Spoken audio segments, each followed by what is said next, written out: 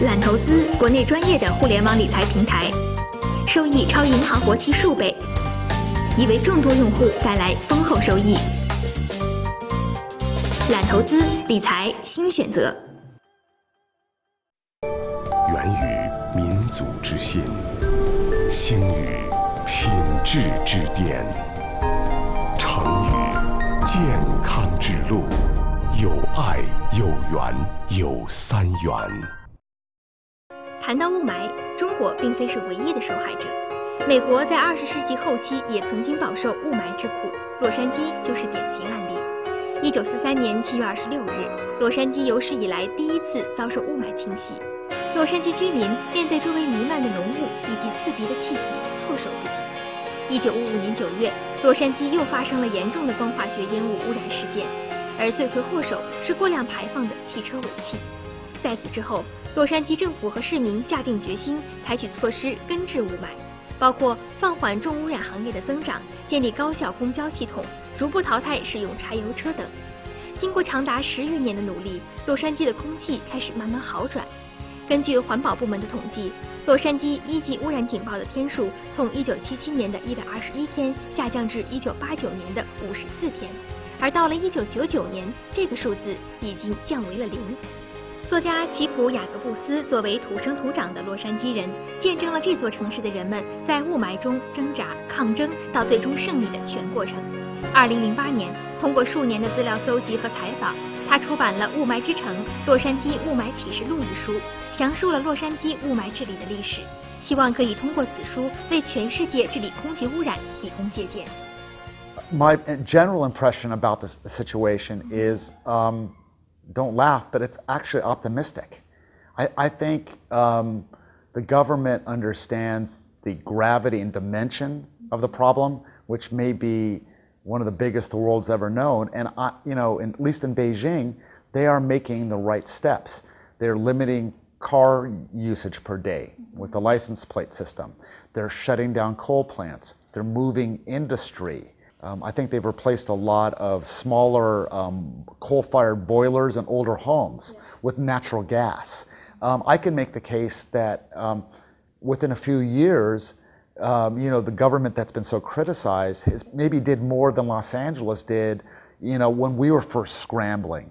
And so I think you guys are learning the lessons. The problems that Los Angeles had is we didn't have any science. We didn't understand photochemical smog. That took 10 years to find. So when you don't have science, what fills the vacuum? Politics, opinion, guesswork. And that's part of the reason I wrote the LA smog book, Smogtown, which is in Mandarin as these days. It was like a soap opera.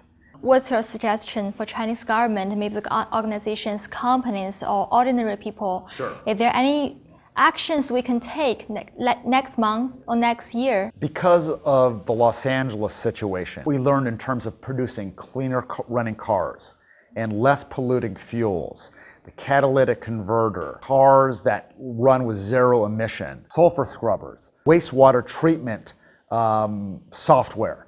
The science is very known. The one thing I would say is don't become too reliant on technology and laws because they can only get you so far. So the answer is changing the culture, changing the mindset, giving people responsibility to say every day in your life do something, whether it's not taking your car to work, whether it's installing a ceiling fan instead of running your air conditioning, and getting people involved, forming a mothers group for China's environmental protection, tapping into the youth.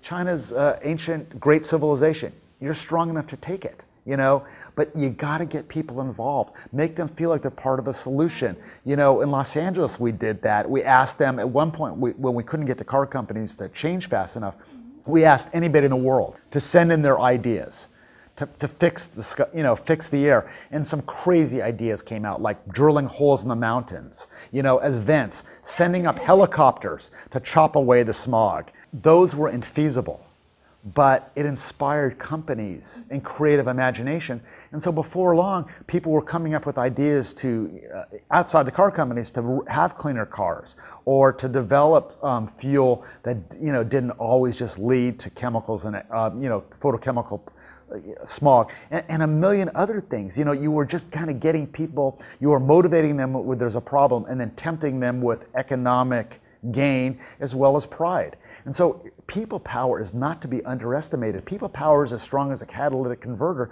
And just think, you have 1.3 billion, manpower, just waiting to be used. 美国南加州空气管理局前任局长金兰特斯曾于上世纪80、90年代任南加州空气管理局局长。此前，他也曾亲历上世纪70年代发生在美国洛杉矶的空气治理运动。他认为，北京现在的空气质量和洛杉矶上世纪70、80年代相似，技术的运用和持续创新对治霾有重要作用。但是，治理雾霾最大的挑战是政府和公众是否有意愿做出变革。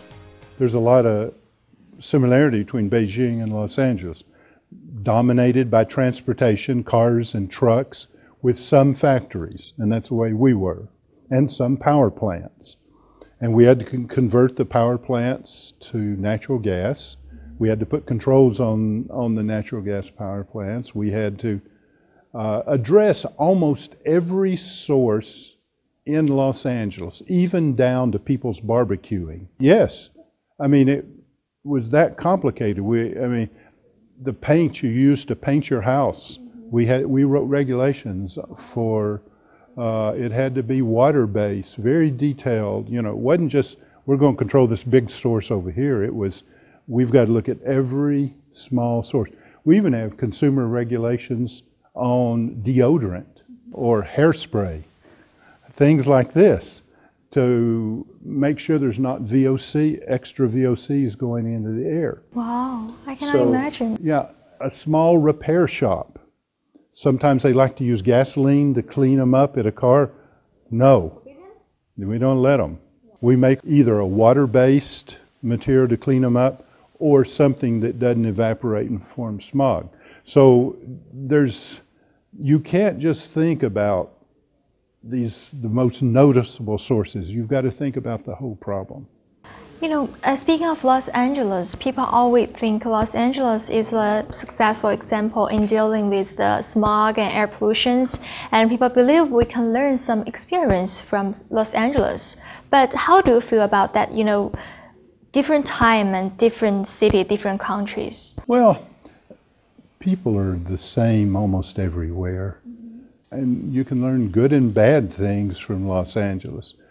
In Los Angeles, we never successfully achieved any significant social change. So we were a failure at getting any kind of social change.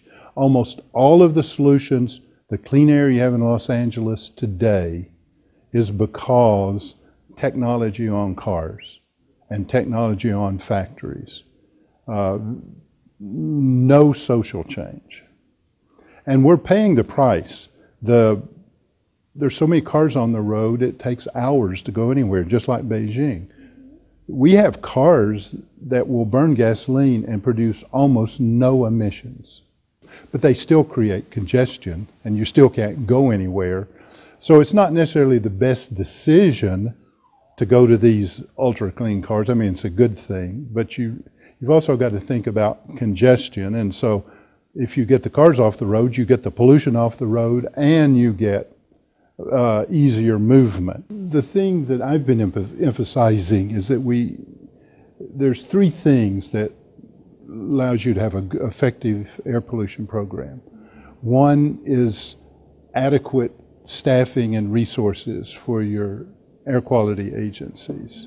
The second issue is the information that you need to develop, like what are the emissions in a city? Where do they come from? How much comes from cars? How much is from industry? Are you better to control industry or better to control cars? Or do you have to control both of them a whole lot? So you need to develop